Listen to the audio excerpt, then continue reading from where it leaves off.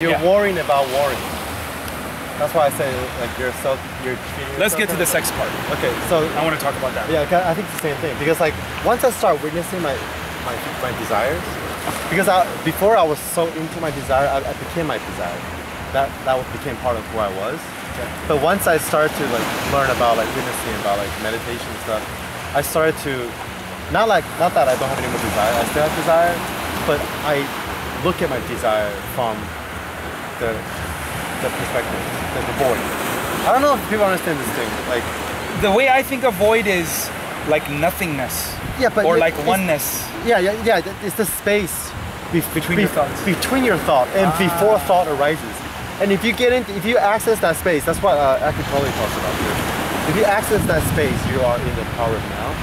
And apparently many people are in that space the whole time, like most of the time.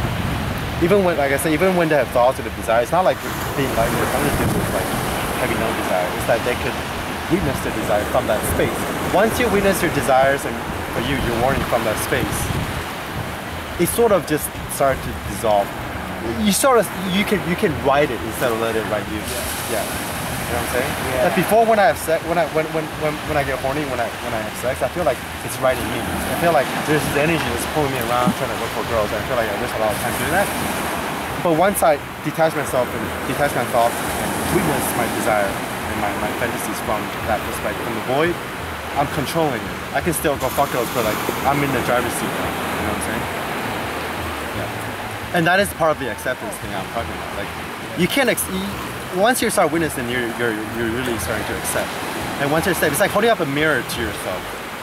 It's like every time you have a thought, if you just watch your thought, it's the simple thing is just to watch your thought. Like be the observer of your thoughts and your feelings. Once you start doing that, it's like holding up a mirror against yourself. And right now, are you doing that? Now you are. Exactly. So that's the thing I'm trying to work on more and more. Awesome. It's like, but like the more you do it, like even just like even you can be lost in thought all day. If just like one moment, we're like, dude, I'm lost in thought. That idea of you being lost in thought is you're already cutting through your mind and getting into that consciousness space where you. Is this something like flow? A little bit, I think so. Yeah, it's exactly in the like zone. Flow. Yeah, in the zone, because you lose yourself. Let's talk about sex. Okay. So I'm having discussions like this with Elliot too, and so I've been very sexually repressed in my life by my parents, by my culture, just religion and so on.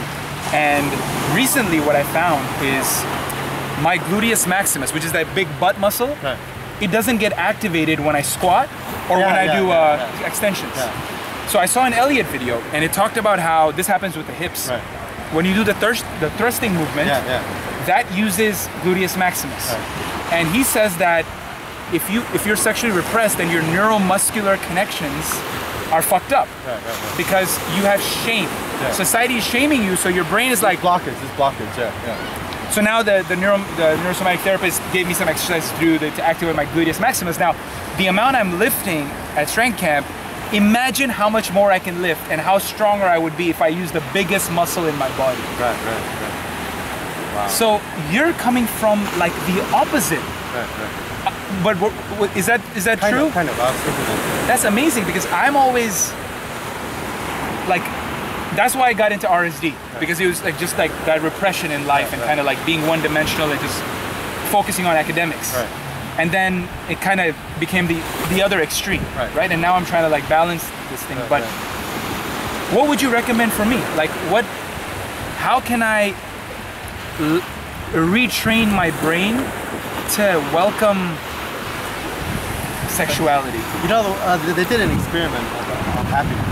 Like they make people watch movies and see how much they respond, how much they laugh, how happy they are, how funny the movie is.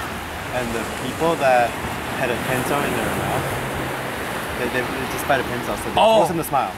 Once they force them to smile, their brain started to change. So it's like you can tackle it from the behavior, like from the, you know what I'm saying? From just start doing it, like, start like jacking off more, start having sex more. Like if you don't have time or you don't care about finding girls, like pick up stuff, you can just hook her and fucking What are your thoughts? And then your mind can start to open up. No, I agree. No, I 100% agree. I was having a discussion last night. I was like, man, I don't understand why all these rich people don't just get hookers.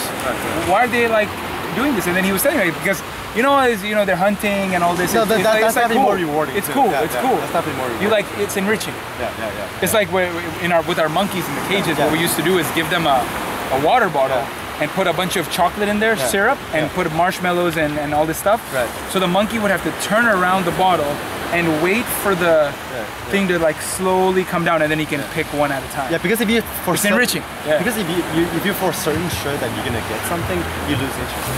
That's why like in relationship you almost have to like play hard to get sometimes.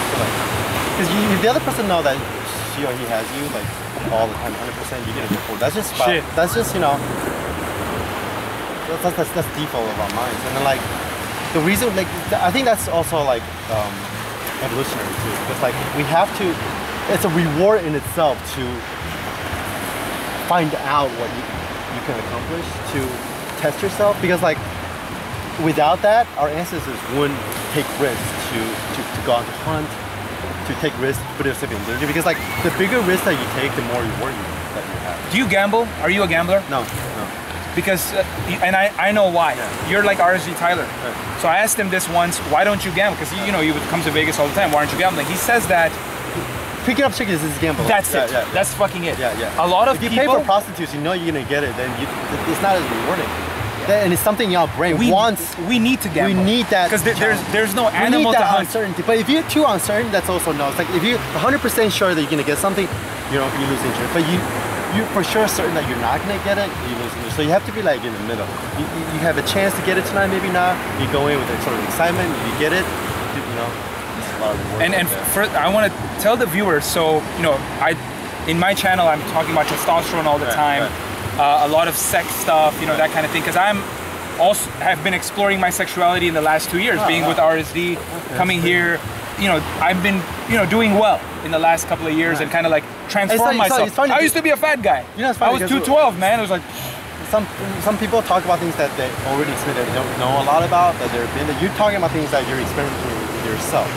Yes. So you're talking about testosterone not because you're already this like Ronnie Coleman testosterone filled guy. Yeah. You're talking about testosterone. Your whole piece of it is about testosterone because you're finding out about yourself. Yes. The process and I've improved so much in 2 years. It's such an exponential level. And by talking about it helps you too. That's great. That's why I have a video about why you should make videos. Right. Because when you project yourself to the world, to the universe, your brain is like listening to it.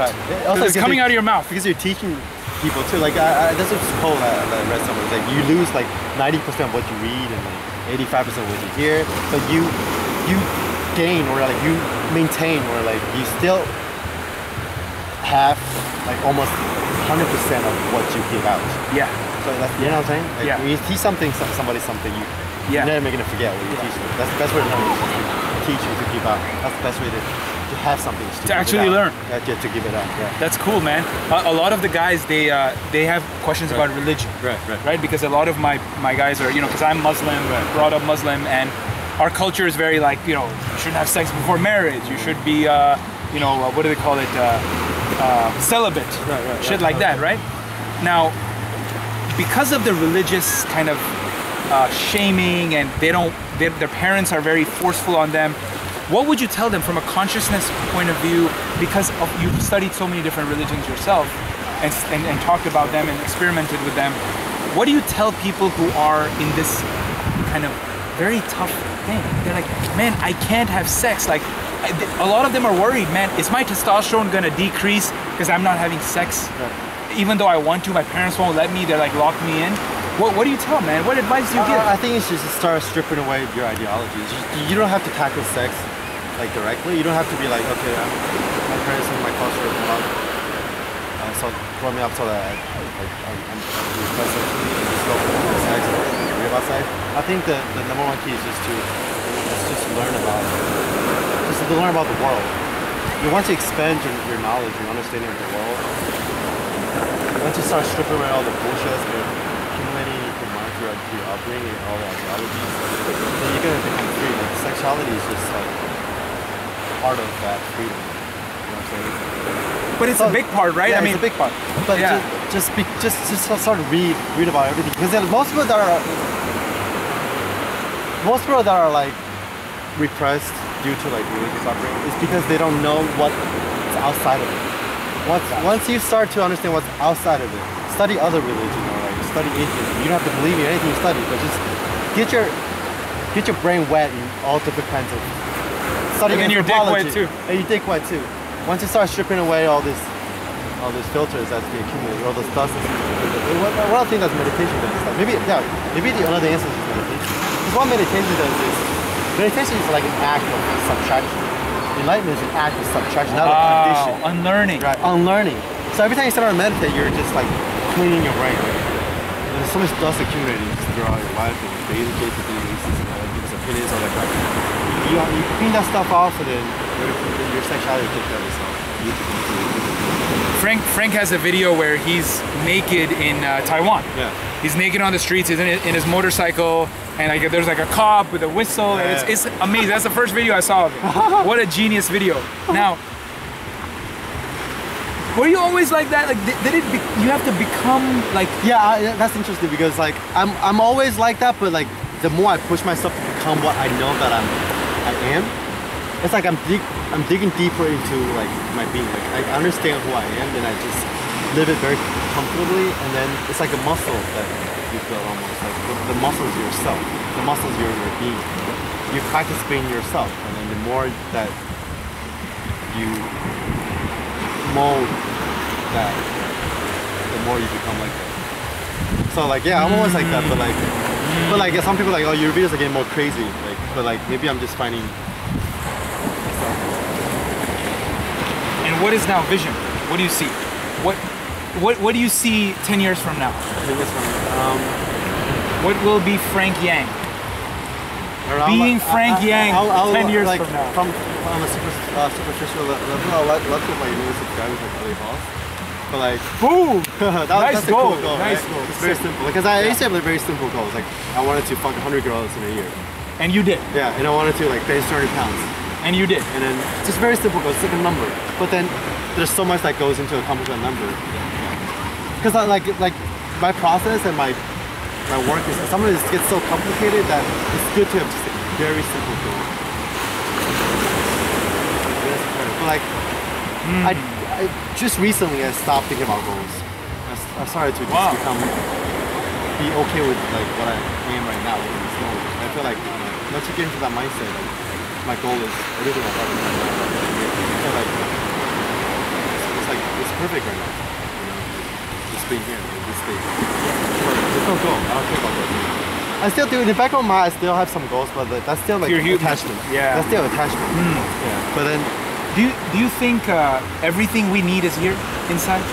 Do you think we need the world? Like here, we're with like the 12 top YouTube celebrities in the world here, right?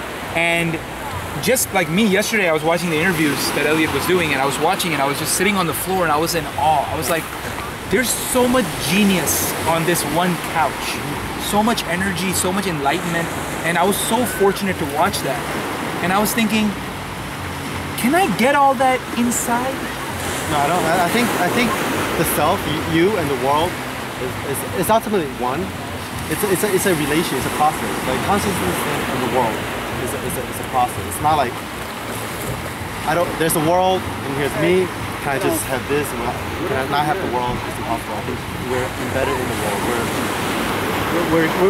We come out of the world. Like instead of being put into the world, and people like to think that we're put into this world, but I think we come out of this world. So like the world and ourselves, it's one. So in going back to what we were talking about in the beginning, getting to that consciousness stage, getting to that void is becoming one with the world. So once you become one with the world, there is no question. You don't have to ask that question. Then there is no world, there is no you. Yeah. There's only the absolute. Yeah. That. Wow.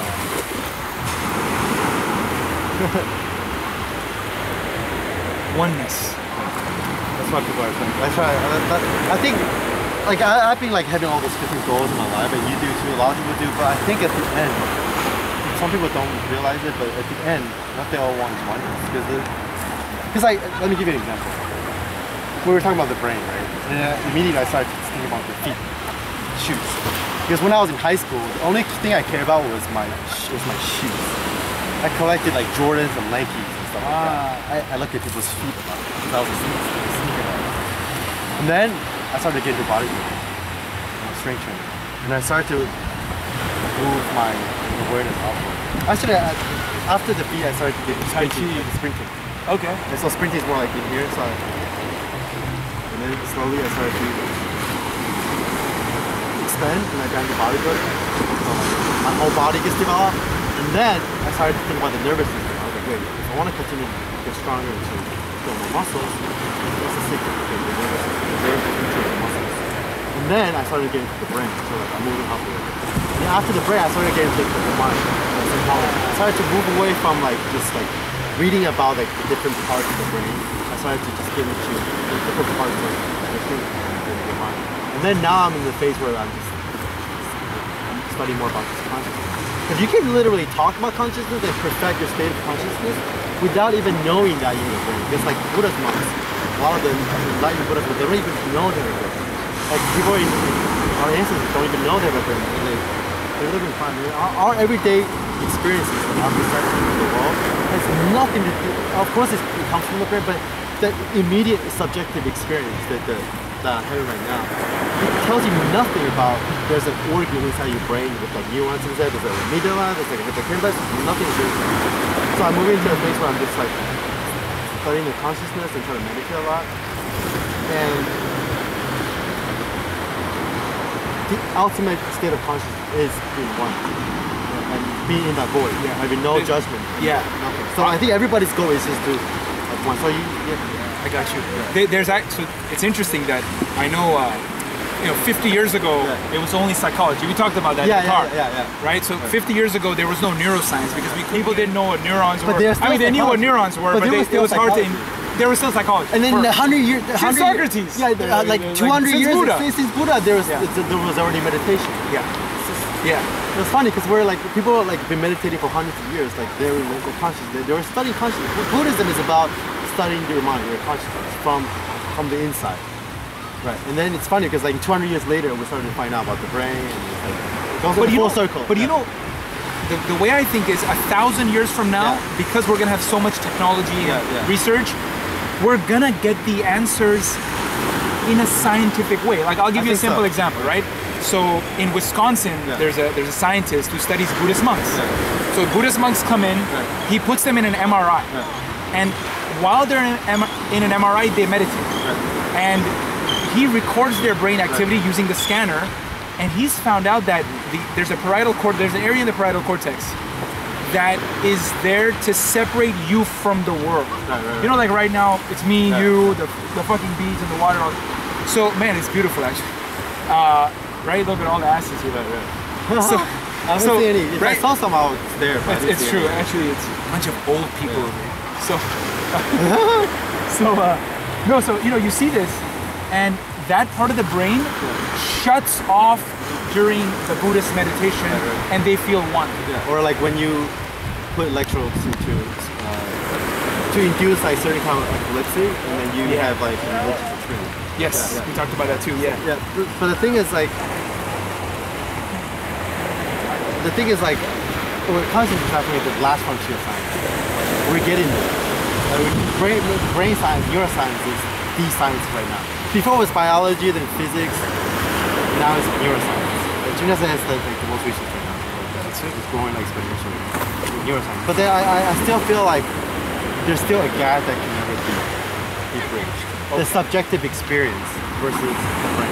It's still, no matter how much. Do you think there's an energy that is in the world that is not here? I used to think no, but now I think there might be. I used to, like I was telling you earlier today, I used to think. But does it matter? Let's get into it. But let me finish this. I used to think like the mind is just locked up in the brain. The brain is all there. My worldview was a lot more materialistic when I was like reading about the brain. A lot of science is all like materialists were convinced that the brain is all there. Yes. But then after I started getting meditation, I started to read, Rupa Shodri? Oh, you told me about it. And Davy Bohm and like Whitehead. Guys like that. You should look them up. Yeah. But that's how I started reading about these guys. These guys aren't shining away from science. They're still scientists. They know about science, but at the same time they're. Sorry, I'm interrupting. We're talking about consciousness. If you 3:45. want to get in, give us your view. Come over here. Consciousness. Girl, come over here. Where are you from? England. Nice to meet you, Farhan. This is my buddy Frank. That's Jeff. Hi. Come over here. Nice to meet Come you. over here. Come in the middle. Come over here. So, tell me your name again. Ellie. Ellie. Ellie. Ellie is gonna tell us about consciousness and about the brain and about energy and how to be one with the world. How to be uplifted. Tell us. Okay.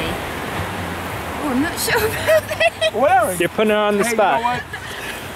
Do you think consciousness is right from the brain? Or is it? Yeah, this one. Yeah, I do.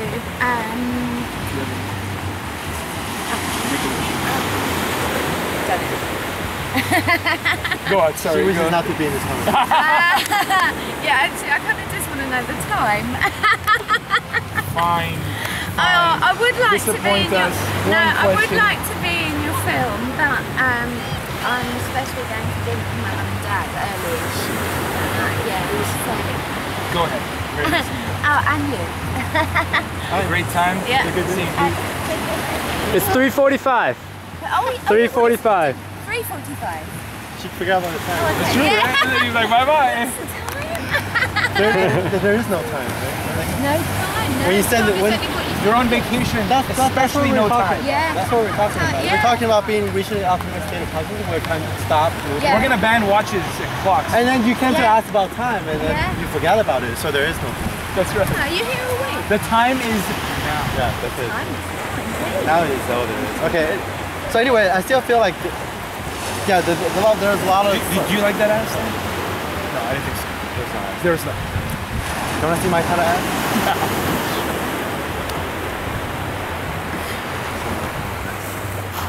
Brace yourself for the ass of the century. This is my Oh, there's so many asses. Yeah. oh, like this. It's good.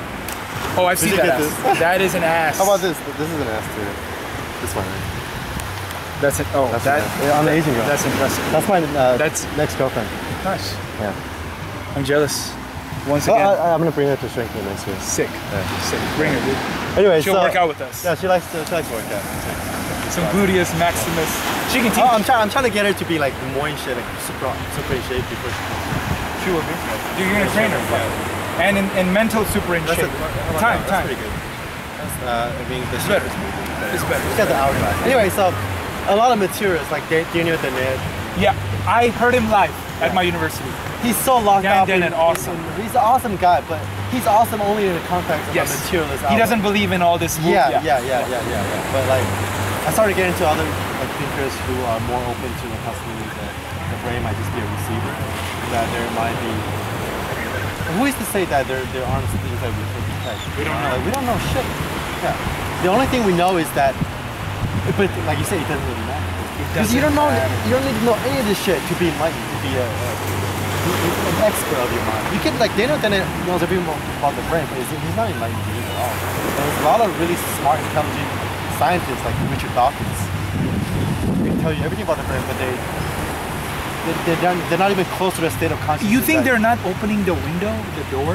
I think They're not letting the knowledge in? I think they are, but I think they are. I think that you need all branches of knowledge when you think about science, like consciousness. I think neuroscience is definitely a very, very important branch. But at the same time, if you're too locked into the materialist perspective, if people believe in it too much, you should never believe in it too much. But those scientists are so certain. They're like 100% certain that there's just the brain. That if you just buy into that too much, it almost becomes another religion where you just like, where you can really take away like your experience and what you subtract from the truth. But it doesn't really matter anyway, because like, well, we were talking about our subjective experience of consciousness, the feel that I have when I'm Frank and I'm talking to you, or I'm looking at the sun right now and it's giving me a certain kind of feelings, your perceptions and all that stuff. They still can't be explained by looking into the brain. You can't look in the brain and say, okay, Frank is looking at yellow, the color yellow, but you still have no idea what it feels like to be frank looking at yellow, because that experience only comes to you. Consciousness. And that is the ultimate reality, is that subjective experience. And the ultimate reality of that reality is the now. So if you can just focus your attention on just the now, right now, and start witnessing your thought, that's all there is. Like, because I think everyone is enlightened with this thing. Cool. Let's continue this later, because I have to get banners done. I have to get banners done, and they're probably gonna kill me right now because I turned off my phone. All right, guys. Frank Yang. This is Doc Testosterone. Tell them your Instagram and all that shit. Instagram. They probably already know, but just tag them on. Okay. In the description. Yeah. All right. And we will see you next time. This is actually the first time I put a doctor in my video. Same here. Yeah. Same here. I've always wanted to talk about this Real stuff, doctor. but like no one's talking about it. Yeah. And we're gonna have more videos. Yeah. So, dude, you're a sick motherfucker. Elliot is so lucky to have you. I'm lucky. I was just telling you right now. Don't ever say that he's lucky. Don't say it. But, Cool, all right, let's go back together. Let's do it. Actually, no, I'm gonna stay here and walk around. Yeah, man. Enjoy the beach. Let's see how this shit turned out. And then